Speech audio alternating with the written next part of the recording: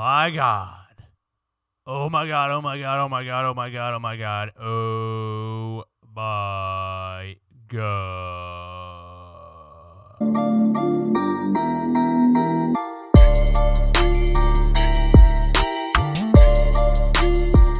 Ladies and gentlemen, welcome to the Run It Back Podcast. My name is DJ Eastwood. This is the home of the most brutally honest Philly sports takes on YouTube. Some people don't like it, but it's because some people don't like the truth. I almost forgot my opening lines. It's early in the morning. I'm drinking coffee, but I want to talk to you guys about something real quick, man. I saw this last night. According to Keith Smith, NBA, the Sixers are letting teams know they are open to trade talks if they hire Mike D'Antoni as their next head coach. Woo! That is juicy. That is a big, fat, juicy tweet by the Hoop Central. Oh, there's so many layers to this. But listen, man, as you guys may know, the Philadelphia 76ers candidates right now for the head coaching position are Tyronn Lue and Mike D'Antoni.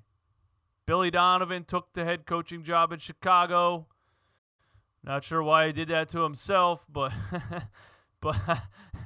if you're choosing between Chicago and Philadelphia, like which fucked up front office do you want to be a part of? Anyway, the final two candidates, or the two candidates in the lead right now, are Tyronn Lue and Mike D'Antoni. And there's just so much to think about if the Sixers hire Mike D'Antoni. There's so many things that have to happen if the Sixers hire Mike D'Antoni. For those of you that don't know, Mike D'Antoni plays a very up-tempo, fast-paced NBA game.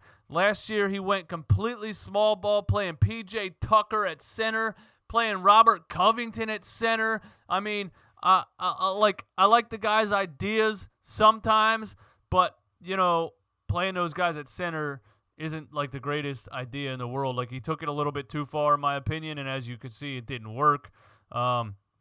They got beat up by Anthony Davis in the playoffs, because what's going to happen when you don't have a center on the floor to at least defend Anthony Davis? He's going to go for 35 and 15 every single game.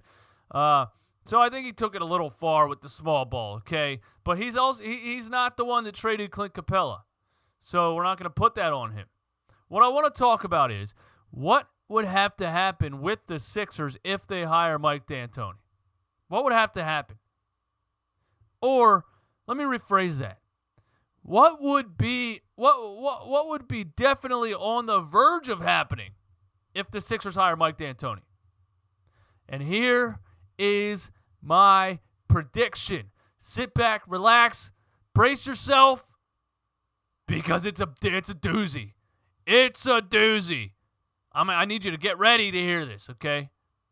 If the Sixers hire Mike D'Antoni as their head coach, they are going to trade Joel Embiid.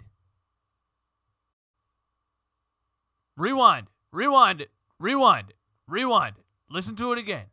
If the Sixers hire Mike D'Antoni as their head coach, they are going to trade Joel Embiid. Now, I know that's a lot to take. I know it is. The fan base doesn't want to trade Joel Embiid. I don't want to trade Joel Embiid. We have this, at least half of the fan base that still says, don't break up Ben Simmons and Joel Embiid.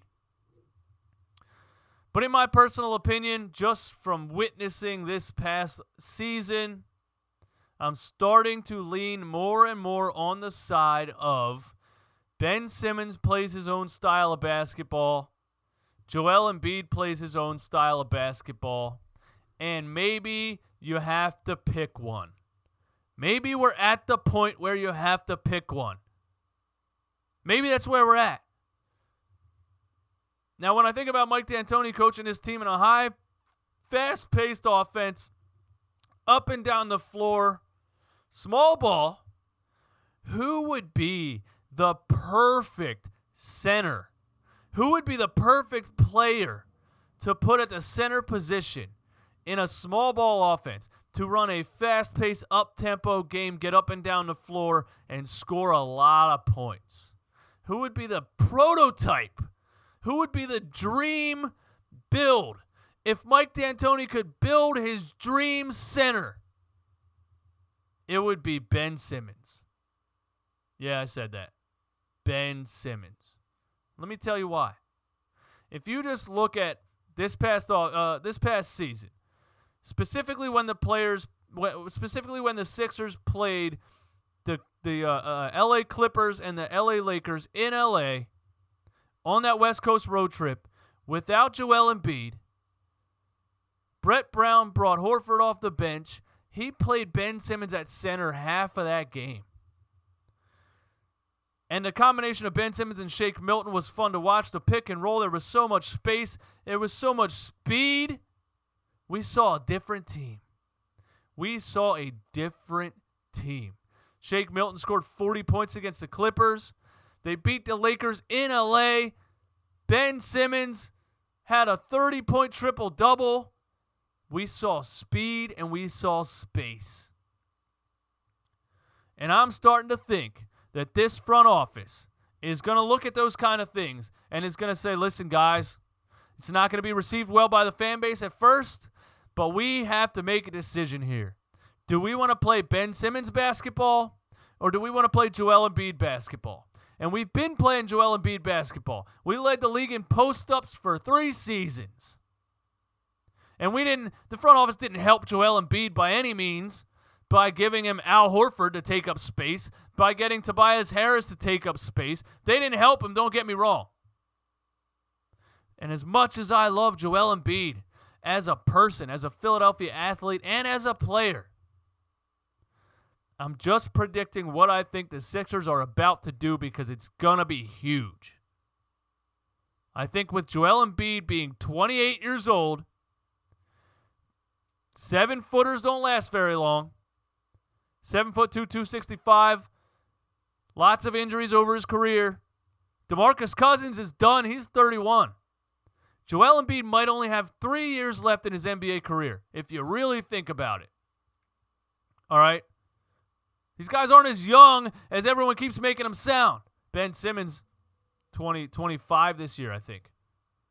It's time to make a decision, and I think the Sixers front office is going to make that decision. I think playing Ben Simmons at point center would be the best thing that could possibly happen for his career. Number one, he wouldn't have to shoot the ball if he doesn't want to. And yeah, that's giving in. Yeah, that's laying down and giving him his own way. But we've seen it for 4 seasons. The dude doesn't want to shoot the ball. Period. And the only position you can play in the NBA in 2020 without shooting the ball is the center position. Now hear me out. Ben Simmons is a great defender. Ben Simmons can defend centers in the NBA.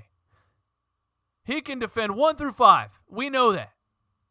Ben Simmons is an amazing rebounder. And Ben Simmons is the best player in the NBA in transition. The best.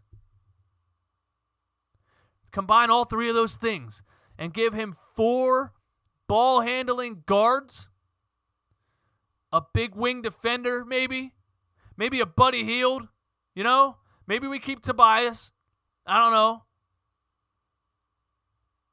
But give him the pieces around him that fit and run him at point center. And by point center, this is what I mean. I mean, he grabs a rebound and runs the fast break, and he's the floor general, and he's the full court point guard in those situations. But when it comes down to the half court, when he won't shoot the ball, he can't run a pick and roll. The defense plays 20 feet off, guards him with Aaron Baines in the paint. You need a point guard.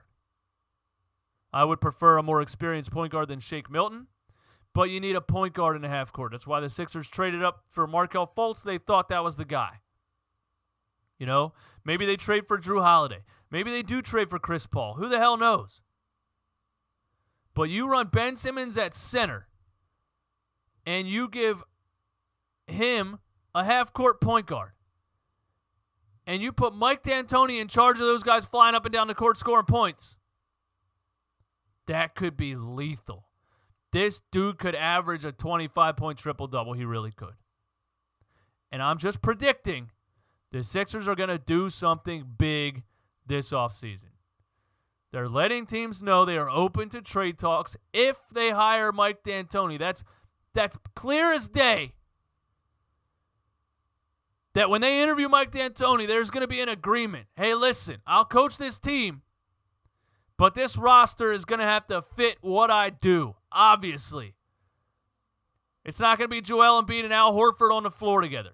It's not going to be leading the league in post-ups.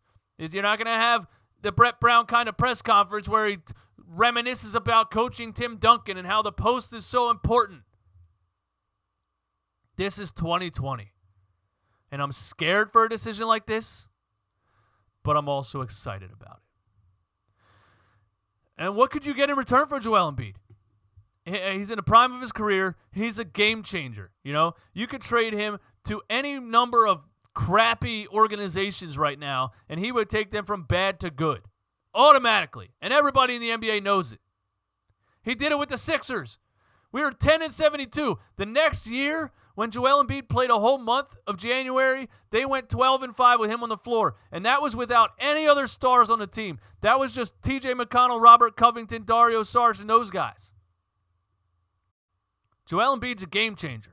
Other teams know it. I think they're definitely not going to trade Ben Simmons. Not at his age. Not at his upside. Joel Embiid right now is what he is. This is what you get. It's great, don't get me wrong. He can average 30 and 15 in the right offense. But there's no upside anymore. He's not going to get better. Ben Simmons can still get better. And it does scare me also because Joel Embiid was healthier than Ben Simmons this year. But I'm not going to say Ben is injury prone because this is the only year that he's actually had injuries. But that is my prediction. I think the Sixers are going to do something huge. I'm predicting right now. They're going to hire Mike D'Antoni. They're going to trade Joel Embiid. They're going to build this team around Ben Simmons, and we're going to move forward. That's my prediction. If you guys want to rip me in the comments for that, go ahead. I'm all for it. Let me know what you think. Give me all your thoughts and opinions. I know it's hard to stomach something like this, but I can see it happening. The front office, the ownership group is probably ready for a big change. They saw what happened this past season, and they said, we don't fit the 2020 NBA. This having bigger players than everyone thing isn't how to do it. You know, they put all these centers on the floor to try to defeat the Bucks. And who defeated the Bucks? A bunch of centers? No. A bunch of shooters. A bunch of scorers. I think that's what they're going to do. That's my prediction. Thank you for watching Run It Back Podcast. My name is DJ Eastwood.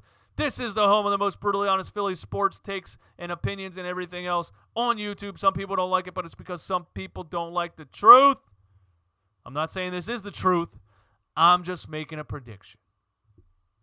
You guys have a good day. Peace.